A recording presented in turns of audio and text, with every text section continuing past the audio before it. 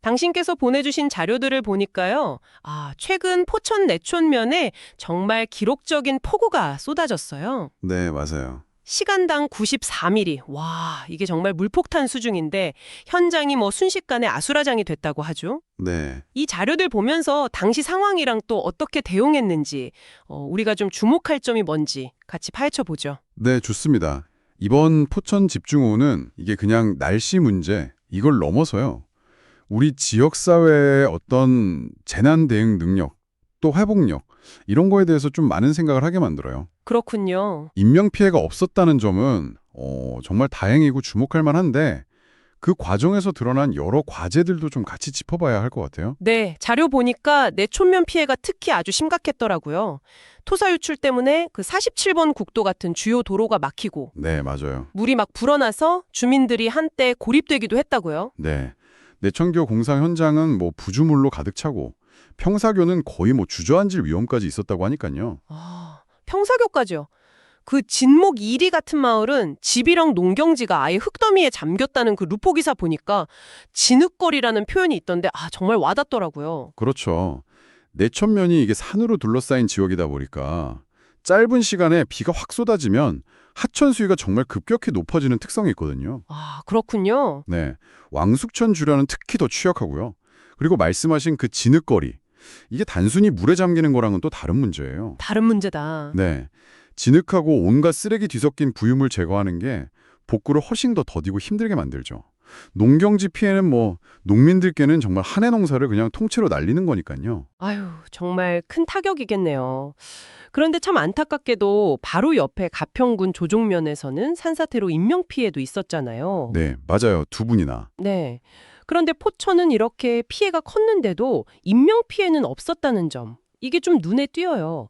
단순히 운이 좋았다. 이렇게 보기는 좀 어려울 것 같은데 혹시 자료에서 특별한 대응 같은 게 있었나요? 네, 그 재난 대응의 최우선 목표가 사실 인명보호잖아요. 그건 일단 성공했다고 볼 수 있겠죠. 네. 이건 아마도 그 위험 지역 주민들 대피를 좀 신속하게 유도했다거나 아니면 지자체의 사전 대비가 좀 효과를 발휘했을 가능성이 커 보입니다. 사전 대비요? 네. 하지만 이제부터가 진짜 시작이죠.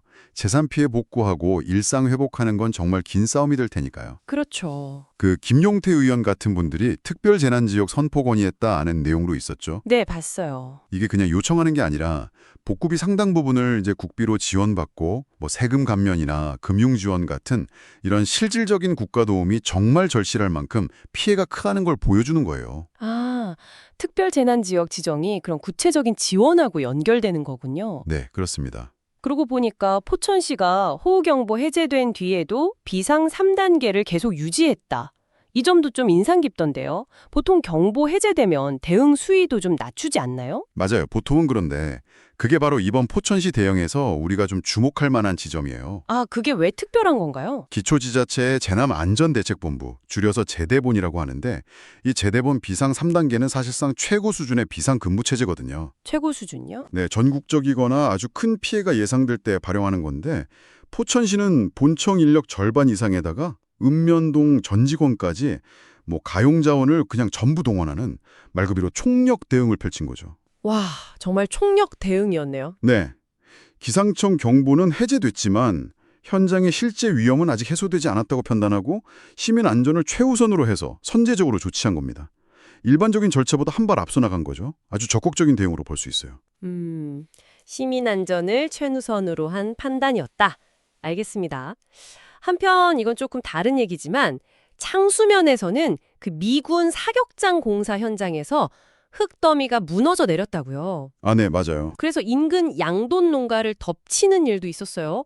축사 부서지고 돼지들도 폐사하고 좀 안타까운 일인데 이건 어떻게 봐야 할까요? 네, 이 사건은 작년 7월에도 거의 똑같은 피해가 반복됐다는 점에서 이걸 그냥 단순 자연재해로만 보기는 좀 어려워 보여요. 작년에도요? 네, 그래서 공사장의 안전관리가 과연 제대로 됐었는지, 왜 비슷한 사고가 또 일어났는지 이런 걸 좀 따져봐야 할 문제입니다. 그렇죠. 재발 방지 대책이 미흡했다면 그 책임 소재에 대한 논란도 당연히 있을 수 있고요.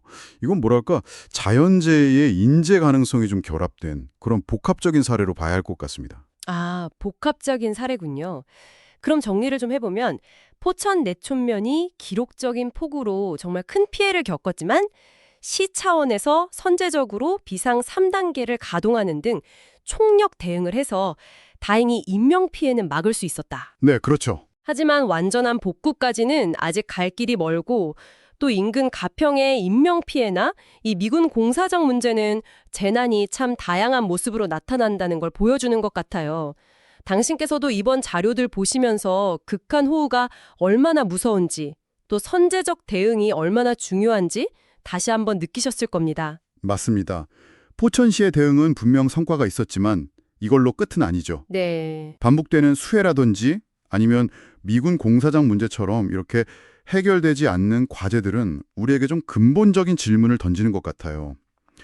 단순히 피해를 복구하는 데 그칠 게 아니라 기후변화가 점점 심해지는 이 시대에 어떻게 하면 우리 지역사회를 더 안전하고 또 더 회복력 있게 만들 수 있을까? 네, 정말 중요한 질문이네요. 네, 배수시설 같은 기반시설 확충은 기본이고요. 재난 예측 시스템을 더 고도화한다든지 안전규정을 강화하고 이걸 철저히 관리 감독하는 이런 구조적인 노력이 계속되어야 합니다. 앞으로 당신과 우리 사회가 함께 풀어가야 할 중요한 숙제라고 생각해요.